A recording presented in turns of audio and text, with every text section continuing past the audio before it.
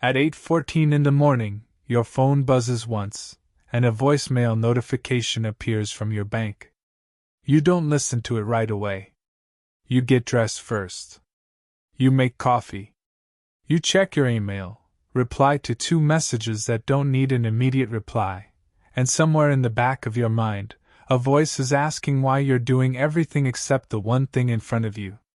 It takes you 11 minutes to finally press play, and in those 11 minutes, some part of you already knows this isn't good news, because banks don't usually call at 8:14 in the morning to tell you something's fine. You are 29 years old, and from the outside, your life looks like it's working. The car in your driveway is 2 years old and financed at a payment you don't think about much, because you set it up to autopay and stop checking.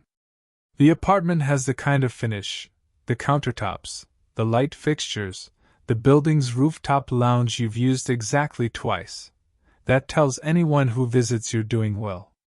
Your closet has the brands that signal something without you having to say it out loud. None of this happened all at once.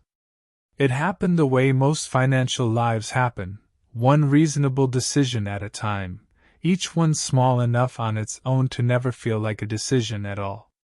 Here's what you don't fully realize yet, standing in your kitchen with a voicemail waiting.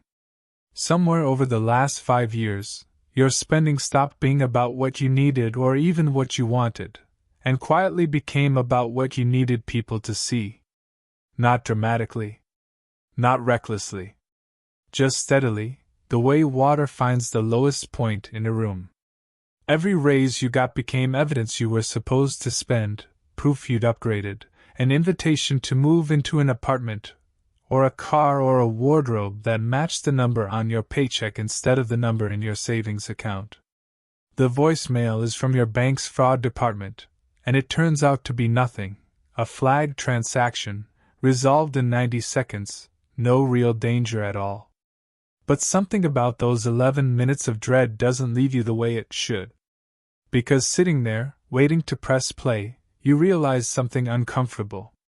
You had absolutely no idea what you'd do if that call had actually been bad news. If your card had actually been frozen for real. If your account had actually been drained.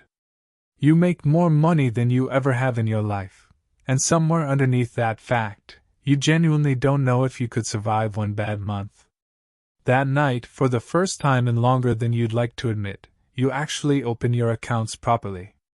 Not the quick glance you do most days, checking the number is roughly where you expect it, but a real look, every transaction from the last 90 days, laid out in front of you.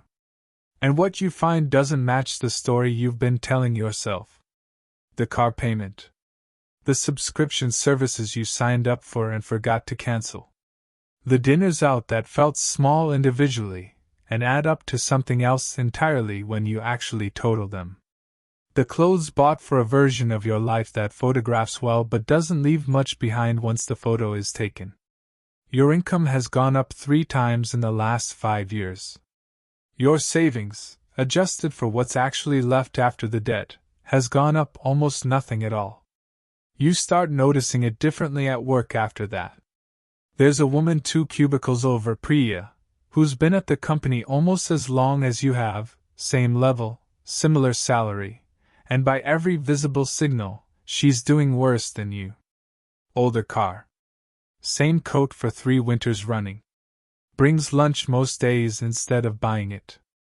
You'd never said it out loud, but somewhere in your head, you'd quietly filed her as behind. One Friday, waiting for the same elevator, you end up in a longer conversation than usual, and somehow it drifts toward money, the way conversations sometimes do when nobody's trying to make a point. She mentions, almost as an aside, that she just hit a savings number that stops you mid-sentence. It's not a fortune, but it's the kind of number that means something specific, enough saved that a bad month, or even a bad year, wouldn't actually threaten her. You do the math in your head without meaning to, and you realize she's sitting on more real security than you are, on a nearly identical salary, while you've spent 5 years assuming you were the one ahead. You ask her carefully, how? She shrugs, like it isn't a dramatic story, because it isn't. She never upgraded her car past what she'd already paid off. She kept the same apartment 2 years longer than she probably needed to, because moving always costs more than staying, and nobody was going to see her rent anyway. She says something that stays with you longer than you expect it to. She says she stopped trying to look like she had money, and started actually trying to have it, and somewhere along the way she noticed those were two completely different projects that happened to cost the same amount. This is the part that's hard to sit with, once you actually see it. Looking successful and being financially secure aren't stages of the same process. They're two separate destinations, and every dollar you spend getting to one is a dollar that can also get you to the other. You'd spent 5 years assuming they were the same road, just walked by people at different speeds. They aren't the same road at all. Over the next several months, you make a set of decisions that feel, at first, uncomfortably small. You let the lease run out and move somewhere plainer, cheaper, further from the rooftop lounge you used twice. You keep your car another 3 years past when you'd normally trade it in, and the payment disappears from your budget entirely once it's paid off. You cancel 4 subscriptions you'd genuinely forgotten you had. None of it feels like progress in the moment. It feels, more than anything, like quietly stepping backward while everyone around you keeps moving forward, and there's a specific discomfort in that. A coworker asks, half joking, if everything's okay, because your car is older now and someone noticed. You don't fully know how to answer that without sounding like you're either failing or lecturing, so mostly you just say you're saving for something, which is true, even though the something doesn't have a shape yet. A year into this, the real test arrives, the kind the voicemail only pretended to be. Your company goes through layoffs, and though your job survives, your hours and your bonus don't, for almost 5 months. It's the first time in your adult life that your income actually drops instead of climbing, and for the first time, you're not afraid of it the way you would have been a year earlier. The savings you built during those uncomfortable, invisible months absorb the gap without panic. You don't have to touch a credit card. You don't have to explain anything to anyone.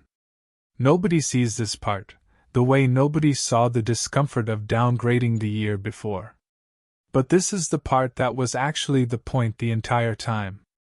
A new hire starts at the company not long after, 26, sharp, clearly ambitious, and within a few months you notice the same pattern you used to live inside without seeing it.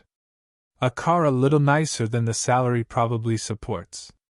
Lunch is out most days. A visible, careful effort to look like someone who's already arrived. You recognize it instantly, the way you can only recognize something you've actually lived through yourself, and for a moment you think about saying something. You don't, mostly because you remember how it would have landed on you at that age, and because some lessons only actually stick when they're learned the way you learned yours, not from being told, but from an 11-minute wait before a voicemail that turned out to be nothing, and everything. Here's what almost nobody says out loud about looking successful. It isn't dishonest, exactly. It isn't even foolish, most of the time. It's just aimed at the wrong problem. Looking successful protects you from being judged today, in this room, by these people, in this specific moment. It does absolutely nothing for you the next time a call comes in at 8:14 in the morning, and you're standing in your kitchen, genuinely unsure whether you're about to be fine. Real security doesn't announce itself the way appearance does. It doesn't get noticed at parties or reflected in a parking lot. It just sits quietly underneath a life, doing nothing dramatic, right up until the one day it turns out to be the only thing that actually mattered, the day the news is bad, and for once, you already know exactly how it ends.